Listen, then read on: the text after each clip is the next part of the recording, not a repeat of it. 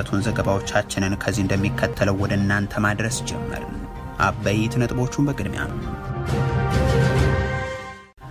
በኃይለ ቃል ተጀምሮ በኃይል እርምጃ የሚቋጭ ፖለቲካ እያሉ የወቀሱት አብይ አህመድ ኃይላቸውን አሰማርተው እያዋጉ ቀጥሏል። በአማራ ክልል ጎጃም ለስብሰባ ሲባል በርካቶች የተገደሉበት የተኩስ ልውውጥ ሲከፈት፣ በጎንደር ቀጠና ደግሞ መኖሪያ ቤቶች እንዲወድሙም አድርጓል። ዝርዝሩ ተዘጋጅቷል። የአብይ አህመድ አማካሪ ጄኔራሉ ተከልክለዋል ሲሉ ከሷል። የአምባሳደሩ የመቀለ ጉዞን ተከትሎ ጉዳዩ አሁንም መነጋገሪያ ሆኖ ቀጥሏል። ከድርድር ጋር በተያያዘ የቀረበው ጥያቄና የተሰጠው ምላሽ ደግሞ ዋነኛው ሆኗል። ከምንጮች የተገኘው መረጃ ወደ እናንተ ይደርሳል። ይህ በእንዲህ እንዳለ በአዲስ አበባ የሚገኙ የቀድሞ የትግራይ አመራሮችን የቤተ መንግስት ሞሰብ ቀዳጆች ሲሉ የጠቅላይ ሚኒስትሩ ፈላስፋ ተናገሩም። አብይ ለወልቃየት በጀት የማይለቀው እነሱን ለማባበል ነው ብለዋል። ድርጅቱ ደግሞ ለትግራይ የሚቆረቆሩ የሚመስሉ ያላቸውን የክህደት ኃይሎች ሲል የጠራቸው አካላትን ህዝቡን እየበተኑ ነው ሲልም ከሷል። እንመለከተዋለን። አንድ ወር ይቆያል የተባለውን የምክክር ኮሚሽን ስብሰባን ተከትሎ የሚሰጡ ምላሾች ቀጥሏል። ጠቅላይ ሚኒስትሩ ተሰብሳቢዎችን ፌስቡክ እንዳታዩ እያሉ በገሰጹበት ዕለት በፌስቡክ የወጣው የኢሃፓ መግለጫ ደግሞ የብሔራዊ ሂደትን አግላይና የገዢውን ፓርቲ ዕድሜ ለማራዘም የታለመ ሲል ውድቅ አድርጎታል። ሰሙታላችሁ። በኢራን ላይ ከአሜሪካ ጦር የሚሰነዘሩ ጥቃቶች አሁንም ተጠናክረው ቀጥሏል። ኢራን እነዚህን ጥቃቶችን ተከትሎ ተጨማሪ የነዳጅና የጋዝ መላኪያ መስመሮች ሊዘጉ እንደሚችሉ አስጠንቅቃለች። የተወደዳችሁ የኢትዮ ፎረም ቤተሰቦች አብራችሁን ስትቆዩ እነዚህን እና ሌሎችን መረጃዎችን ታደምጣላችሁ። ሰናይ ቆይታ ይሁንላችሁ። በኃይለ ቃል ተጀምሮ በኃይል እርምጃ የሚቋጭ ፖለቲካ እያሉ የወቀሱት አብይ አህመድ ኃይላቸውን አዝምተው እያዋጉ ቀጥሏል። በአማራ ክልል ጎጃም ለስብሰባ ሲባል በርካቶች የተጎዱበት የተኩስ ልውውጥ ሲከፈት፣ በጎንደር ቀጠና ደግሞ መኖሪያ ቤቶች እንዲወድሙ ተደርጓል። የብልጽግናው ፕሬዚዳንት ከሀገሪቱ ከየወረዳዎች ካድሬዎቻቸውን ሰብስበው እየመከርን ነው በሚል የጀመሩት የአዲስ አበባውን ድግስ ሲከፍቱ ካስተላለፉት መልእክት ውስጥ የኢትዮጵያ ፖለቲካ በኃይለ ቃል በመናገር ተጀምሮም በኃይል እርምጃ የሚቋጭ ነው ሲሉ የገለጹበት ይገኝበታል። አንድ ውድቀት አለ። ያም በኃይለ ቃል ጀምሮ በኃይል እርምጃ መደምደም ነው። ፖለቲካችን በኃይለ ቃል ይጀምራል፣ በኃይል እርምጃ ይደመደማል። ይህ ንግግር በትክክልም በኢትዮጵያ መገለጫውን ካገኘም እኒሁ ሰው ስለመሆናቸው እምብዛም አሻሚ አይሆንም።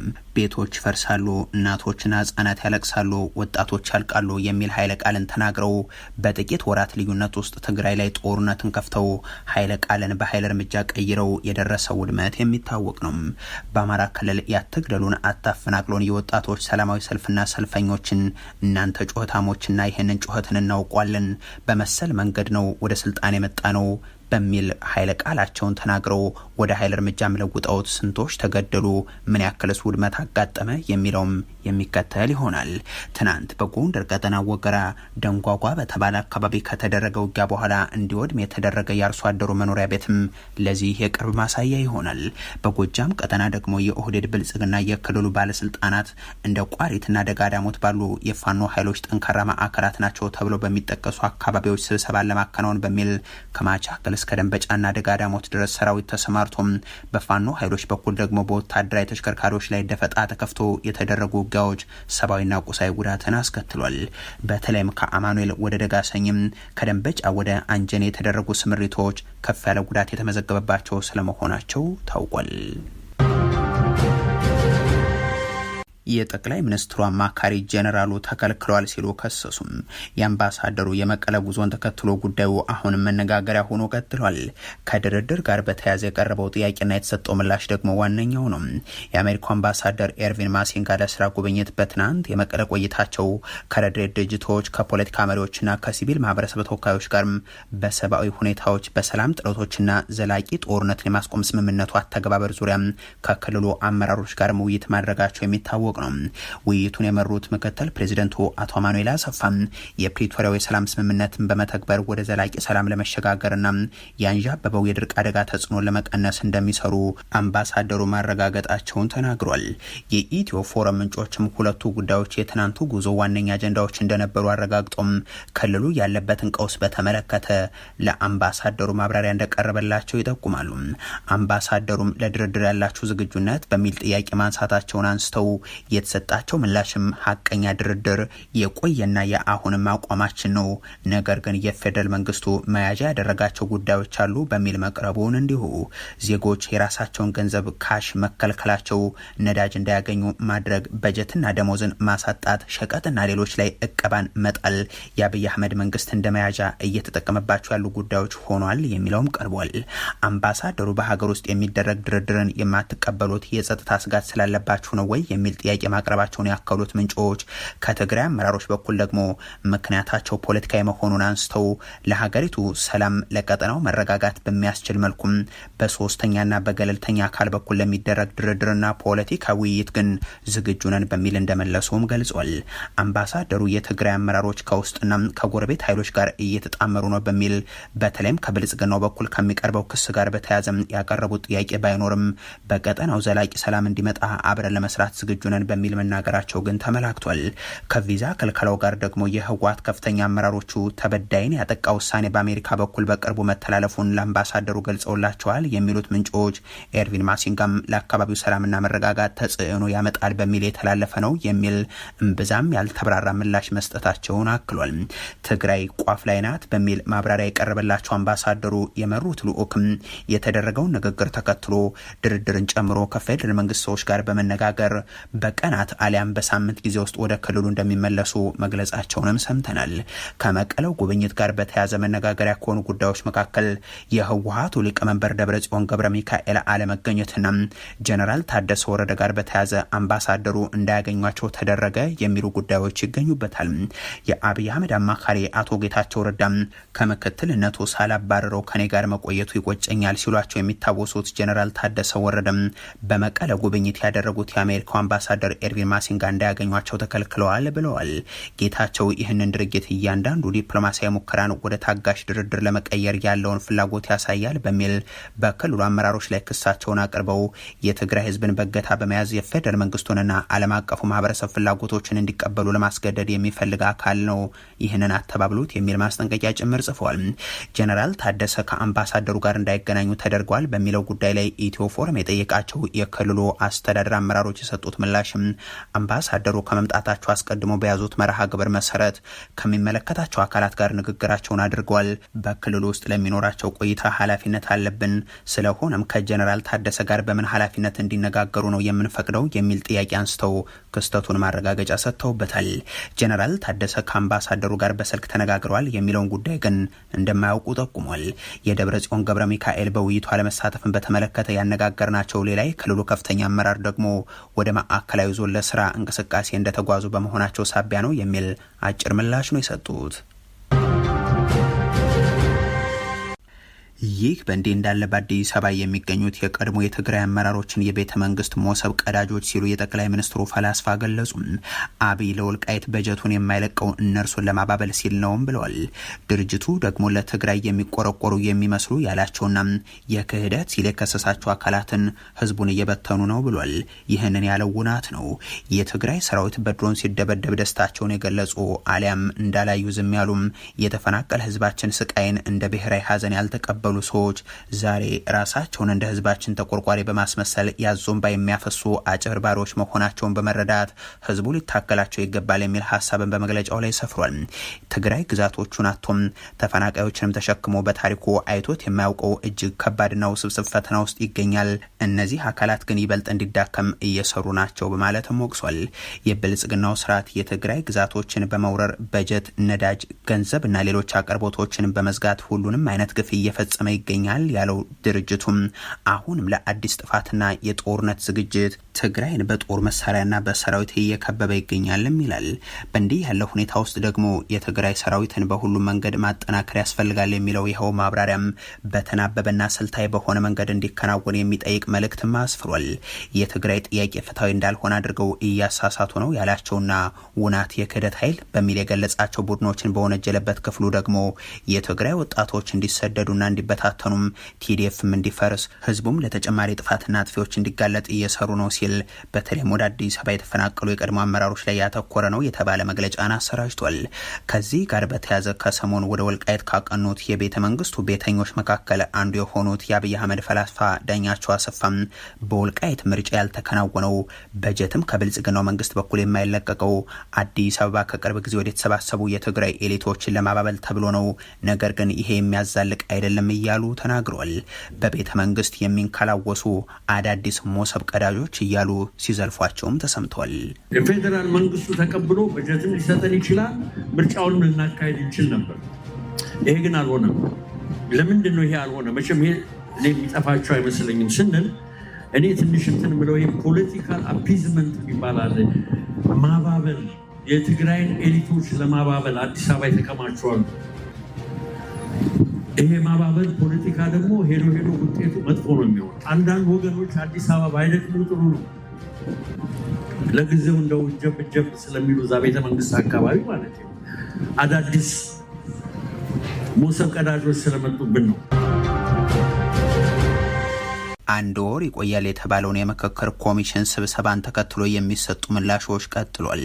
ጠቅላይ ሚኒስትሩ ፌስቡክ እንዳታዩ እያሉ ተሰብሳቢውን በገሰጹበት ዕለት በፌስቡክ የወጣው የኢሃፓ መግለጫ ደግሞ የብሔራዊ ምክክር ሂደትን አግላይና የገዢው ፓርቲን እድሜ ለማራዘም የታለመ ሴራ ሲል ኮንኖታል። ብሔራዊ እርቅና ምክክር በተለያዩ በልዩነት ውስጥ ባሉ አካላት መካከል የሚደረግ ንግግር እንደሆነ የሚታወቅ ነው። በኢትዮጵያ ግን ቢሊዮን ብሮች የፈሰሱበት ምክክር የተባለ ድግስ አብይ ከቢጤዎቻቸው ጋር የሚያከናውኑት ሆኗል።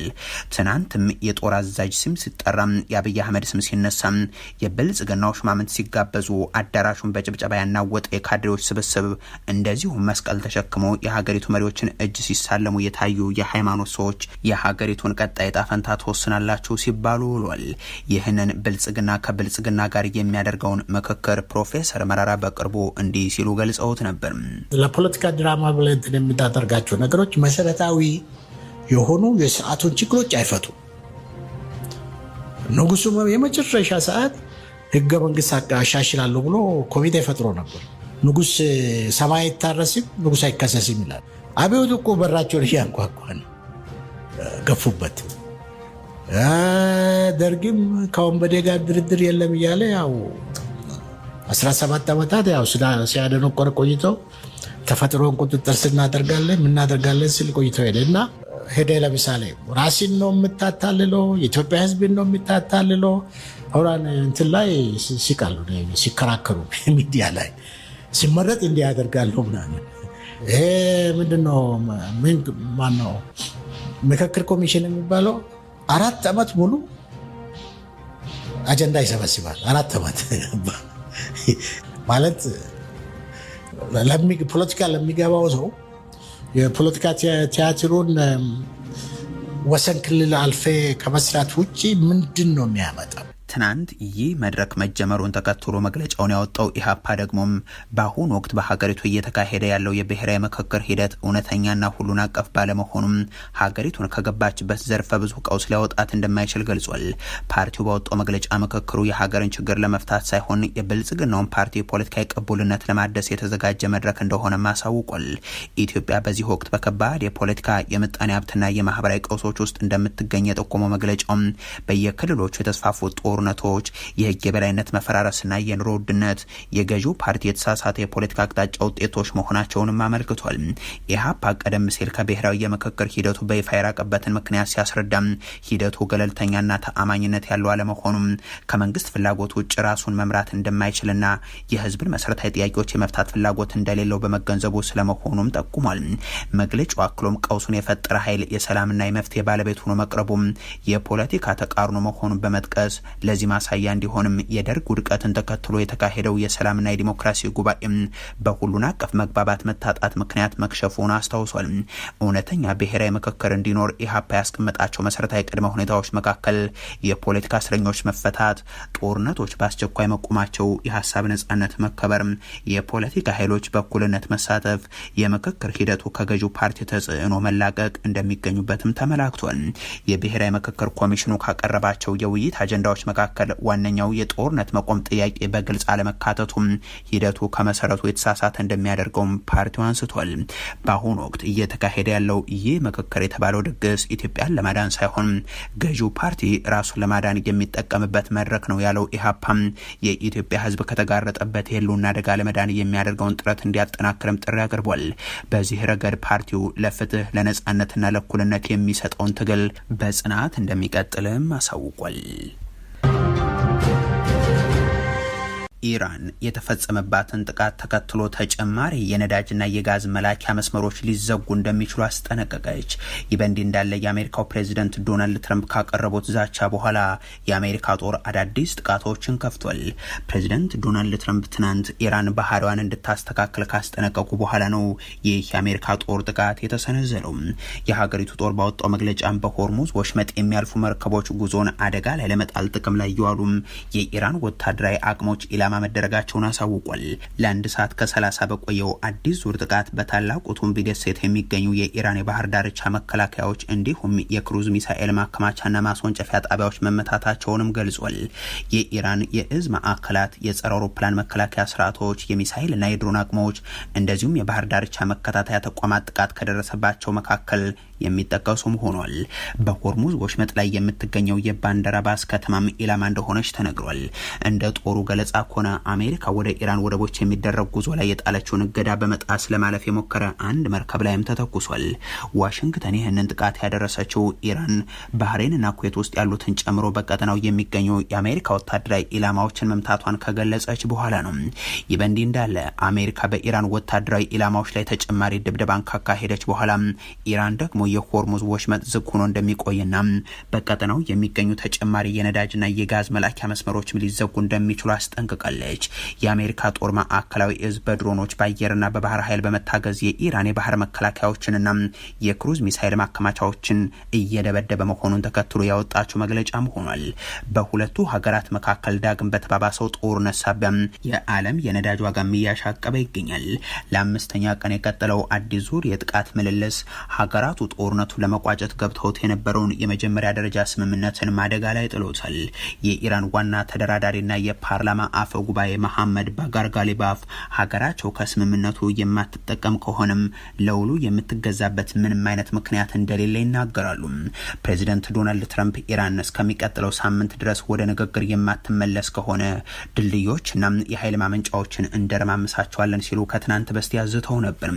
ትናንት ደግሞ ከጋዜጠኞች ጋር በነበራቸው ቆይታ ይህንን ከማድረጋቸው በፊት ቀነ ገደብ ይሰጡ እንደሆነ ተጠይቀው ቀነ ገደብ ማስቀመጥ አልወድም፣ ነገር ግን እነሱ በደንብ ያውቃሉ፣ ታሪኩን ያውቁታል፣ ባህሪያቸውን ቢያስተካክሉ ይሻላቸዋል፣ ያለበለዛ ግን ይመታሉ ብለዋል።